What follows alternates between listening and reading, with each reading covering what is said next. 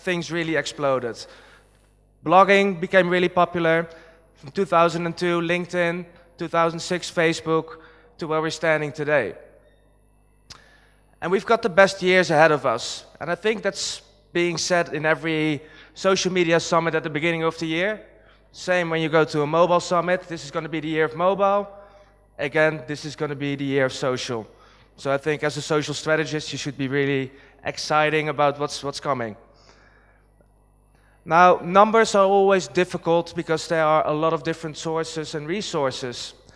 But the estimations are by the end of this year, we've got 2.5 billion users that will use social media. Now, we've seen other numbers in previous slides, 3.5, but like, what's 1 billion? It's not that many, right? 35% to 40% of the population will actually be on social media. What makes this year so exciting is, again, the technology, the development, the rapid development of tech. Initiatives like virtual reality, augmented reality, new applications. You will see a lot of different initiatives coming to the social space this year. And brands fully adapted social media. 99% of global brands are active on social media. But small, medium enterprises are not that far behind. Already 88% of brands that are active there. And not surprisingly, the role of Facebook. Facebook with plus 1 billion users in the world, massive authority when it comes to social media, and obviously one of the biggest company always adapting new technology and implementing new initiatives. Now, these are not the key trends. This is just the build-up to the trends. I've identified 6 key takeouts that we have to focus on for the coming year. And the first one is an obvious one, the rise and fall of platforms. Platforms will come, platforms will go, and it's important as a brand, as a marketer, as a company, whether you are government or corporate, to identify which platforms are relevant for you. Second one is about stories and co-creation. I'll just speak louder so that... Stories and co-creation, because you need to stand out, you need to do things differently.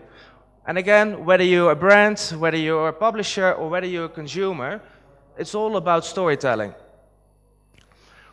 Now, the third trend is an interesting one, and a conflicting one with what you heard previously. It's about promotion, and it's about smart promotion. I will come to a few points about it later.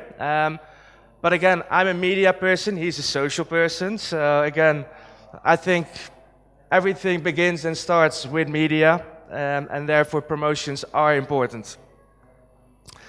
Privacy and security, also a topic that's been brought up in the previous presentation and being followed up after my keynote. But this is big, this is really big, and this is really serious. From a consumer perspective, from a brand perspective, and from a publisher perspective. The fifth, and actually quite obvious one, is the rise of social commerce. Once you have scale, once you have the audiences, then you can actually start selling products. And the last, and that's actually the most exciting one when it comes from a personal perspective, is the interactive live content hype. And again, already briefly discussed in the previous session, Periscope, but there are many, many more initiatives. And as you can see, I've actually divided them in 3 buckets, where the first 3, platforms, content, promotion, it's applicable to any kind of business in any kind of market, whether it's developed, whether it's emerging. The global industry issue is all about ad safety and brand safety and privacy. And I think social commerce and live events, it's something that's really popular in the more developed markets, and it will slowly come to the countries where internet penetration and bandwidth are still not as where they should be. But again, things can move very, very rapid in this industry. Now, the first trend is the rise and fall. Who can stand up against the big ones? and I like my Marvel heroes. It's important to see who are those big threes. The big three, obviously Facebook, Twitter, and LinkedIn. But they do much more than just those three platforms. And this is where you can see the rise and the fall of those platforms. If you are small and you do things different, and you've got a connection with one of those three platforms, then most likely they'll purchase you. They'll buy you, and they implement and integrate that piece of technology, that piece of social platform into the existing. So we've seen Instagram seamlessly integrating within Facebook. Everything is connected to each other. Twitter now with Periscope. It's all about moments. Moments that you can now live stream. And LinkedIn with, for many, maybe a less obvious one, but SlideShare. Hey, I make a presentation. I've got a profile on LinkedIn. It's actually a great podium where people can actually see what I've actually been doing. Because I think those who are in HR and review a lot of CVs always think about, yeah, but is that actually true? Within SlideShare, yeah, you can actually promote and demonstrate the work that you've actually done. Then you've got the challenger platforms. For me, the challenger platforms are, at this moment, Pinterest, it's been there for a while. For me, still challenger. Tumblr, and Snapchat. Now, what makes these platforms different is that their way of approaching content, their way of having promotions on board is slightly different than Facebook and Twitter. And especially when you look at audiences like the millennials, younger, critical audiences who are not too fond of content overload, advertising, you see that popularity is really increasing amongst those audiences. And there are tons of smaller initiatives that are gaining popularity every day. And then you've got the outsiders. In this example, I've show you two examples of a Chinese social network and a Russian social network. They're the leading social networks in those countries. Obviously, China, no Facebook. Russia, it's specifically and bespoke Russian content. But again, many more. Mix it in South Africa back in the days. Massive. We had, in my home country, Hives, which was actually a replica of Facebook, but had about 70 to 80% penetration of population. But they couldn't keep up with the big ones. They couldn't keep up with the big ones, and the big ones keep on investing, gaining popularity, and it merged. So the key outtake is, guys, yes, if you want to reach your audiences, the big ones will always be there and will always be relevant for you, but always look out for those smaller, innovating platforms, because they might be small now, but maybe in a year's time, they bring value to you. They bring value to you as a brand, as a corporate, or as a government. Then an implication for the African market. And what I'm fascinated about is what Facebook is going to do here with internet.org and offering free internet to certain countries in sub-Saharan Africa. Now, again, don't just focus on Facebook, because there are also markets in Africa where Facebook is seeing a massive drop year on year. In some cases 15%, in some cases even up to 30%. So the key outtake, again, when you decide which platform to use, start researching. Start researching about where is your audience, what are they doing, and how can you connect to them. Don't try to copy-paste other brands. You need to do things different.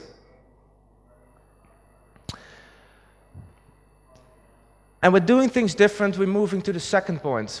It's about storytelling. It's about co-creation. It's everything. You can only make a difference if you do standout publishing.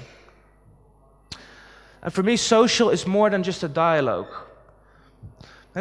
We have to start thinking like, people don't wake up in the morning, grabbing their smartphone, saying like, I'm going to do 1 hour of social media right now, and then I'm going to be an hour digital.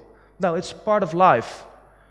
They see social as a part of life. It's about having a conversation to finding a job. We have to understand that content travels faster than light. You will find relevant content, whether it's a news update, whether it's sport results, you most likely find it faster on social media than you will find it on a website, or you find it on the TV or on radio. It travels faster than light, so we need to be there. And it's all about customization and personalization. When I'm setting up my phone because I only want to have the content that is relevant to me. I only follow a few football clubs in the world. I only follow a few news sites in the world. And I don't want to go to each of these websites or platforms individually. No, I want everything to be centralized in one environment that is customized to me. And with me, there are 2.5 billion other people who have that same feeling. And now you see like two examples of two publishers. They're officially not publishers, but companies that have actually understood that trend. As an example, if you're on Facebook and you see a CNN article and you want to click on it and to read the article, it leads you to a CNN page. It interferes your experience on Facebook. That's not what I want. I want to be in Facebook. I want to read and consume content in Facebook that's directed to me. So an interesting trend, instant articles from Facebook, where all of these publishers can actually write instant articles and publish them on Facebook. They don't rely anymore on their own platform, their own website. No, they can distribute everything to Facebook. It's funny that Facebook is seen as the biggest content distributor, but actually doesn't own any content. Similar like Uber, biggest taxi company in the world, doesn't own any taxis. Or Airbnb, doesn't own any hotels. The sharing economy is really important, and it brings everything together. Project Lightning, another project from Twitter, where everything that's trending and big news on Twitter centralized in one environment. You don't need to follow any brands or follow any hashtags or accounts, etc. You'll find it instantly. There's a key challenge. So more than ever, and we've seen it, everybody who works in social, everybody's always saying content is king. Great. Without the proper distribution, it's worthless.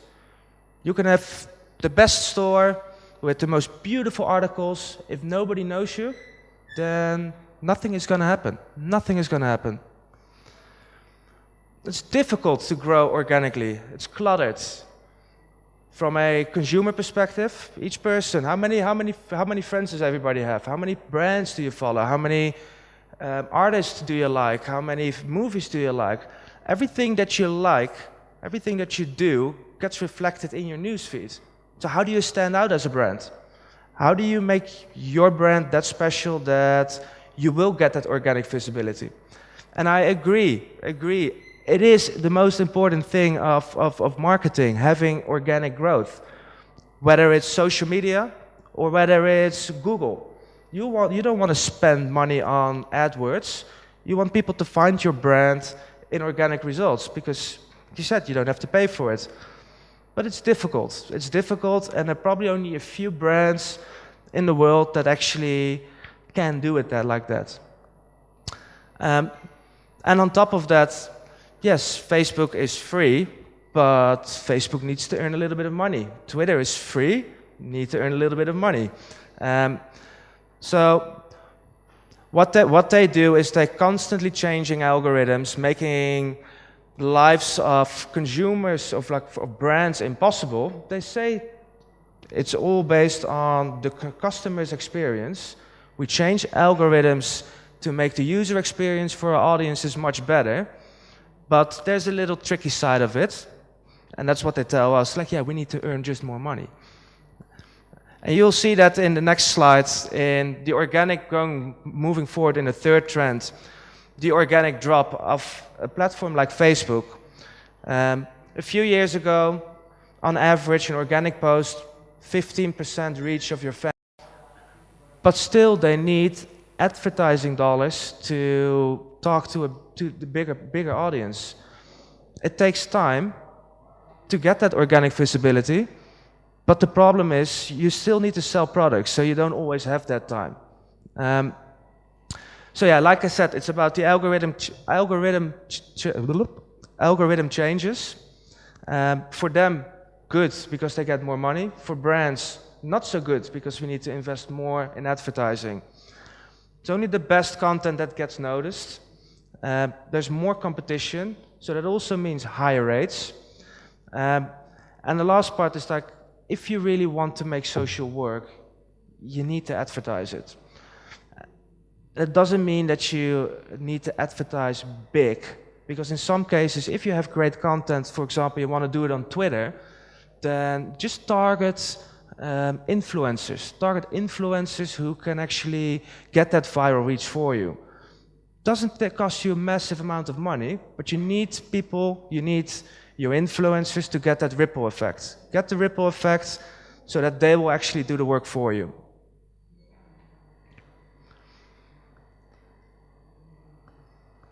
So, advertising will become more prominent, but it will also be more annoying and invasive.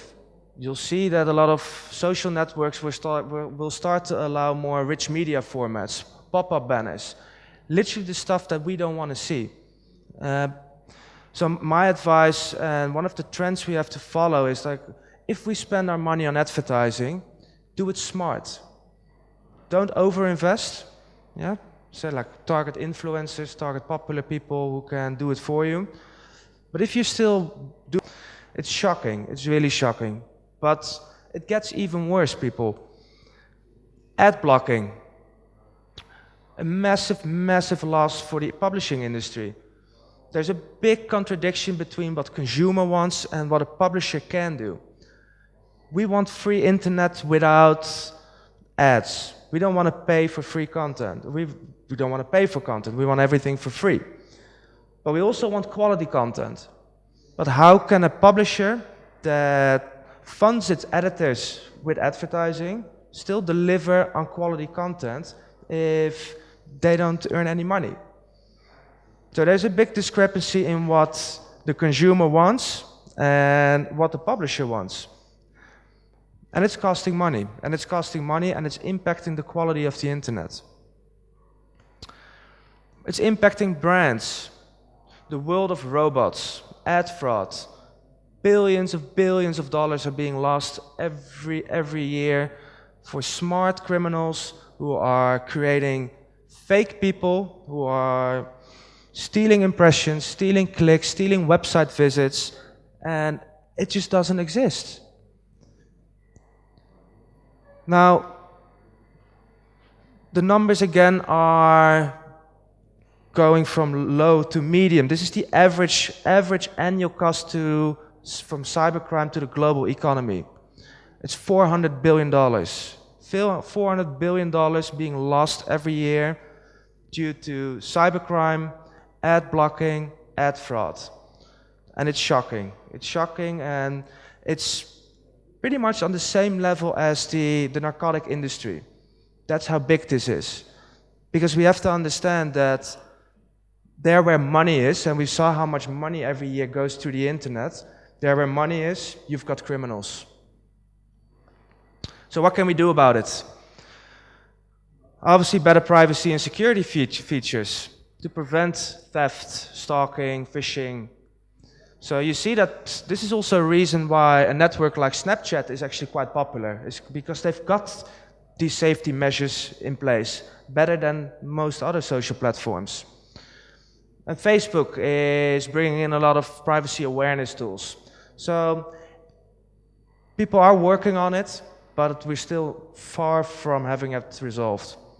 I think from an advertising and from a publisher perspective, we need to implement just better technology, better tools, so that we can avoid ad blocking, we can avoid being impacted by robots. Trend number 5, social commerce, the rise of the buy button.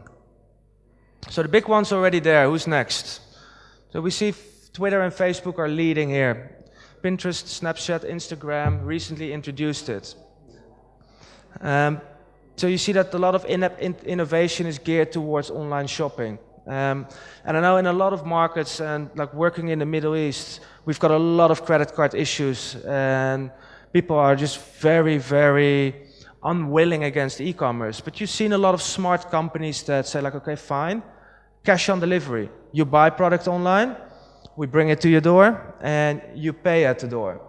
And you see more and more brands are going into that in that area because, yeah, why should you limit yourself e-commerce just only by payments online? It's a convenience. It's a convenience that you don't have to, that you have access to products, that you have access to items that might be just too far away from you. Order them online and purchase at the door. That's the easiest step, and it should be top of mind for all marketers. And again, advertising. Because you'll see that social becomes so much more than, or a social platform becomes so much more than just social only. It's becoming a reach platform because we've got millions of people there. It's becoming a purchase platform. So it literally goes from each stage of the consumer journey. That's where social now plays an important role. From awareness, from engagement, purchase intent to final purchase. And then again, going back to brand loyalty. Just 3 examples, Facebook, Twitter, and Pinterest with buy buttons. And then the last trend, it's in the now. It's the live content hype. So this really means that it's about creating these moments. It's putting the user at an event. It's live streaming, it's live social, it's growing. It's growing in a lot of developed markets. And it really, that excitement of now, it enables sharing, it's enabling engagement. Snapchat is one of the biggest, Periscope, we've talked about it. And these platforms are fully integrated within Twitter, for example. So you can promote it through Twitter, you can drive people to those platforms, and they can actually see what's happening.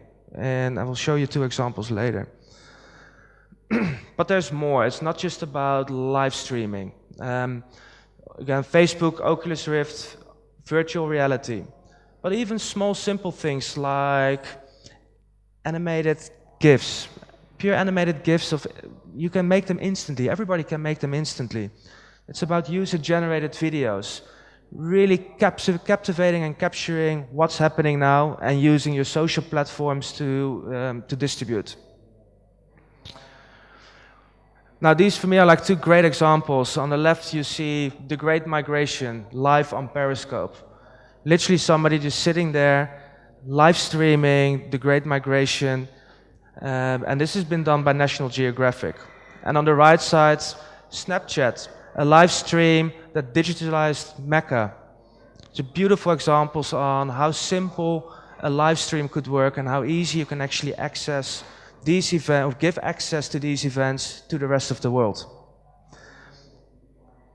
So, conclusion, discussed 6 trends, but if you see me presenting, you actually see that all of these trends are integrated, are connected to each other.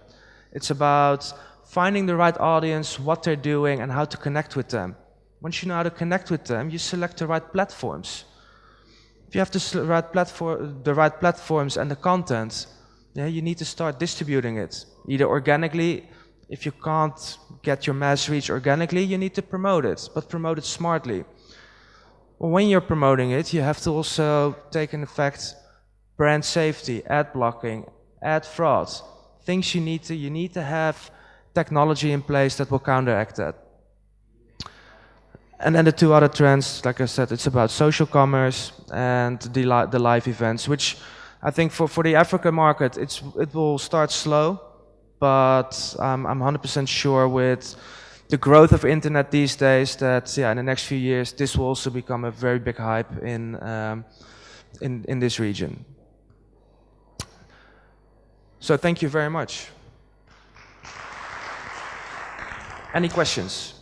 Thank you, Mr. Mark, for this quick review of the trends in social media. It's now, we have 10 minutes for Q&A. You're highly welcome to pass your questions to us. So I believe we'll start with this side first.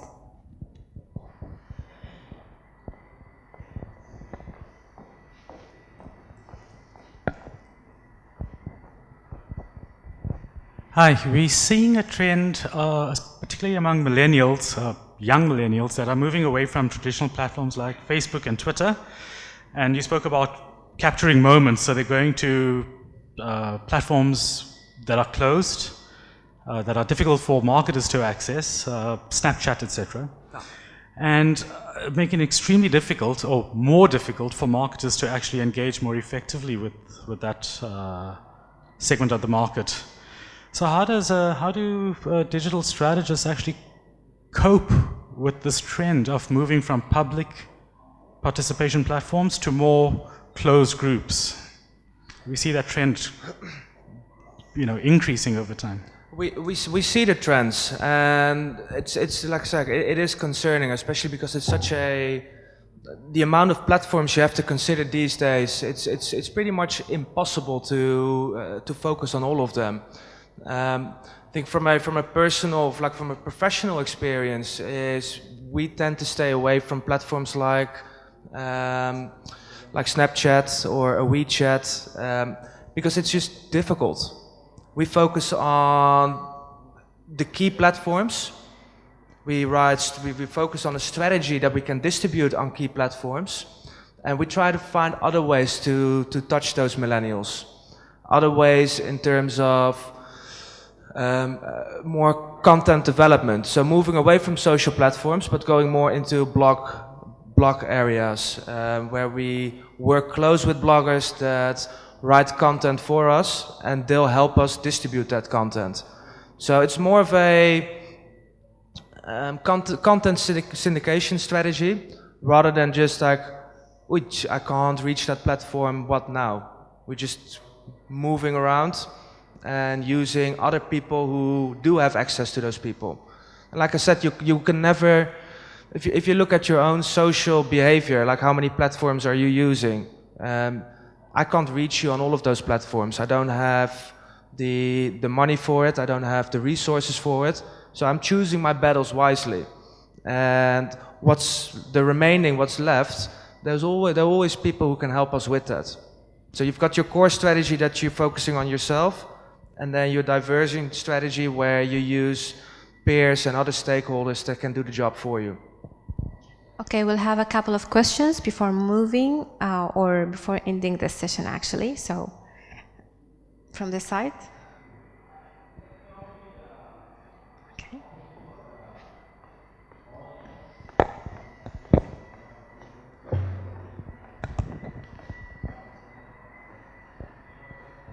Thanks for your presentation. According to these trends, I can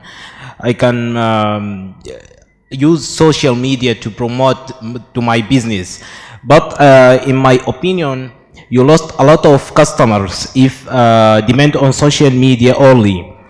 Because I think social media concentrate in urban areas and ignores the rural areas which use the traditional media such as radio and newspaper. What's your opinion? Thanks. Can you repeat the question, please? Okay.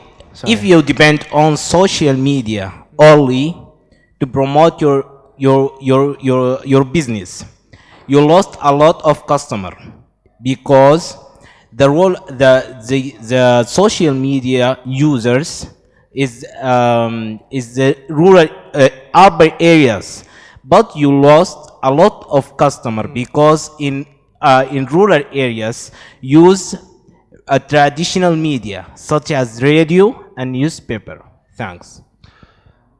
You're 100% right, and you should never focus your marketing efforts just on one platform or on one medium. You always look for the mix. Having worked in digital for 12, 13 years, kind of like skews me towards I think everything should be digital, but it's not true. It's not true, and because I know that a TV ad still works better than a video ad in many cases. And I agree, in some areas or in some elements, you do need to move away from digital and actually focus more on, like you said, the more traditional media such as print and radio. So again, like it always starts with research. You start researching in who do I try to reach, how can I reach them, and what are the best channels.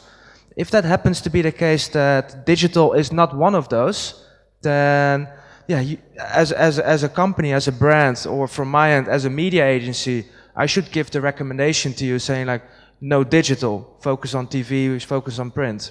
It's a case-by-case situation. Yeah, in some cases, digital, social is the best solution. In some cases, it works hand in hand with offline channels, and in some cases, you need to focus on offline only. Abu Bakr Ghalib, CTC Group. Actually, it's just an extension to the my colleague who just put the question with regard to reaching to the larger population. Here in Sudan, actually, it's an agricultural country, as you know. And I'm just interested to know how am I or how can I reach the farmers? Do you have an example of how I could go to the farmers and reach them? I mean, using the digital. Well, it depends on how for example, how their internet connection or even their mobile connectivity is. And for me, again, like SMS marketing, it's probably one of the most oldest forms of social media. If we know with SMS marketing, we can geolocate people and we can actually send messages to specific regions. So again, it's a good follow-up question because it goes back to the insight that you get. If I need to reach certain people in certain areas, what are their media touch points? Are they on digital? If so, what are they using? Are they on mobile? Are they on social? If they're more on mobile, what is their internet penetration? And again, like you start to scale down your opportunities and the things that you can do. And you might just end up with a campaign that has an SMS marketing and TV elements in there. So yeah, digital is I will talk a little bit about tomorrow in the ROI session, but digital is, when I speak with my offline colleagues, they always talk about, okay, so we've got TV, we've got radio, we've got print, and we've got digital. It's like, that's not how it is. You've got online channels, you've got offline channels, and within online channels, you've got a heap of opportunities and sub-channels that you can use, whether people are connected to the internet or they're not. Like I said, like with just normal standards for like feature cell phones, SMS, USSD, we can still reach those people and can still do great things content-wise or social commerce-wise. Hello, how are you, sir? I'm very good, thanks. From Capital Radio here in Sudan. Before, in the past, not so long ago here, talking about digital media and ways we can use it to further our businesses. The internet, it was, you paid a certain sum and it was unlimited for like a whole month. So it was very affordable. Mm-hmm. And so, the bigger population was able to afford to get, online services on their mobiles or whatsoever and be able to access the messages we're trying to send them. But now, like our good friends here from Zain, for example, and the other telecoms, now you have to purchase your internet by gigabyte. And it's getting too expensive, So, we're it's like a defeatist situation here. Mm-hmm. When it's more affordable, then it is easier to get through to people because it's the affordability factor. So now your guy in the street, the guy who's driving a rickshaw, what have you, it's very hard for him to be able to get access to the internet. So, in that case, go for radio. How much money do you need? I'll give it. No. I agree what you're saying, and I've experienced the same when I lived in South Africa, where it was just so expensive that only the 10% of the population was able to afford mobile internet. They couldn't, and it's still, its penetrations is still behind. I can't change Zain or MTN or any other provider.